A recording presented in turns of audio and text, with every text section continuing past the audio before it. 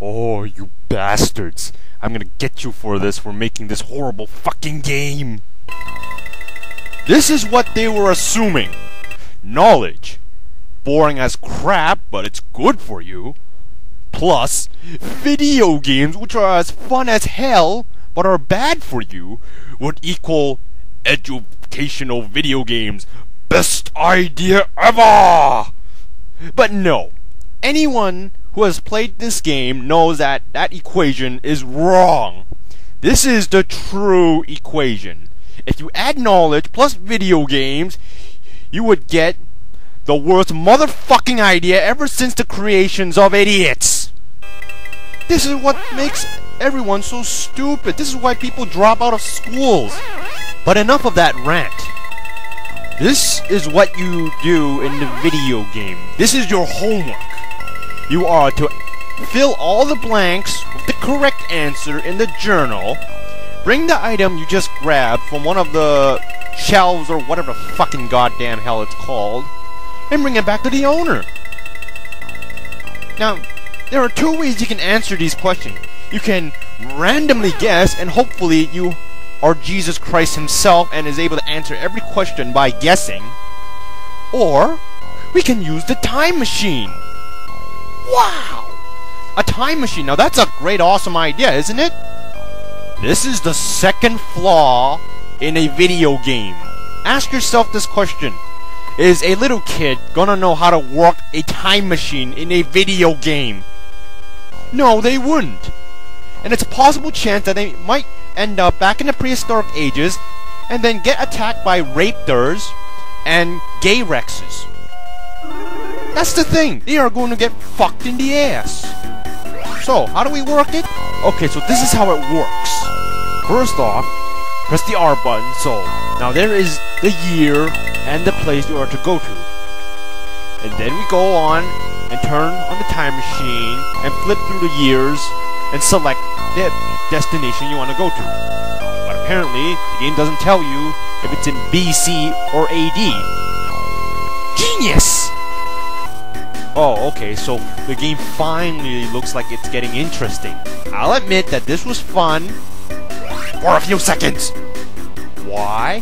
Because first off, you have to collect mushrooms. You have to collect 10 of them, and hopefully you won't get hit into a goddamn spike.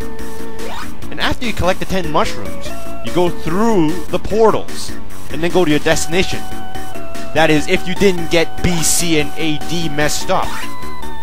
Now, what would happen if you didn't go through the world pools without having 10 mushrooms? Then you'll get fucked, and you'll go back all the way to the museum. And then you gotta do this all over again. Now the controls are, if you hold the Y button, you will go faster. L and R makes you do sharp turns.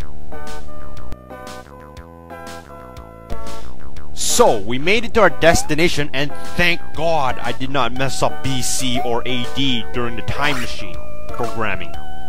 So anyways, we're here. This is where you have to take notes. Now, if you weren't taking careful notes, that is it. Good luck remembering everything they told you. And okay, when you get to these scenes, it's where you finish the whole game. No, the whole level, I mean. So, but before you can talk to them, you have to fill in all those blank spaces with the correct answer. Then you can go talk to the hero of the scene, or whatever the hell you want to call them. Now, you'll notice these ass cracks won't tell you everything unless you help them find a certain item.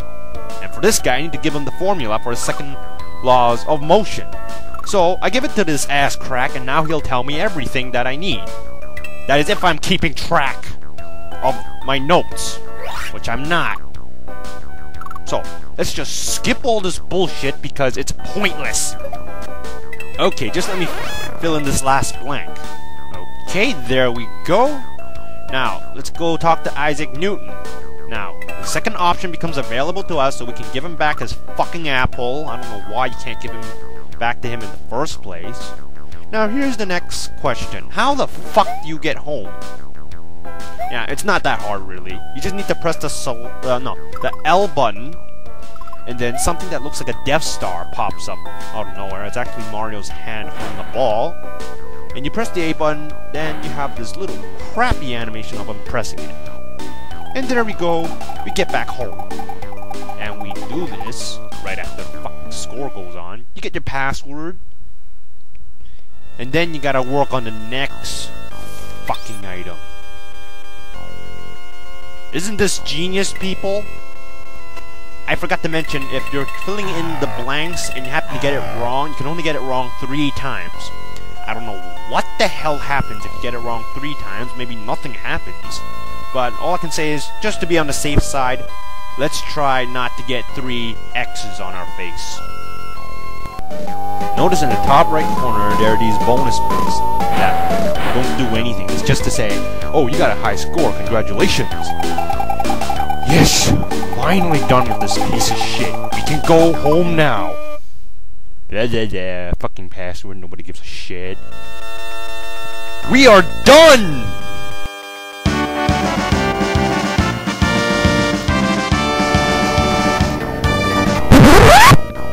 I honestly didn't see this coming. Damn! I have nothing else to say about the game other than that it's a load of ass fuck. This is what caused the dinosaurs to go extinct. It's that deadly. So avoid it at all costs. Plus, the shittiness of this game is equivalent to Mario is Missing, because they are both boring and tedious. So, like I said, avoid it.